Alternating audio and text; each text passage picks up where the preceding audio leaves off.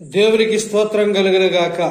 ప్రభువునందు ప్రియ దేవుని బిడ్డలారా, మనము 2024వ సంవత్సరం ఆఖరి దినాలలో మనం ఉన్నాం.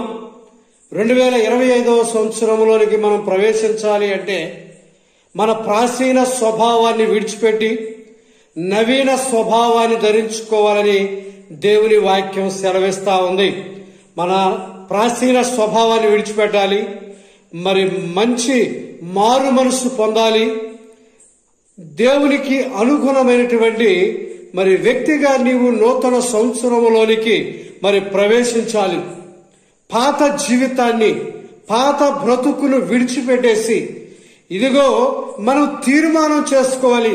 నూతన సంవత్సరంలోనికి నీవు అడుగు పెడుతున్నటువంటి నీవు గొప్ప తీర్మానముతో నూతన సంవత్సరం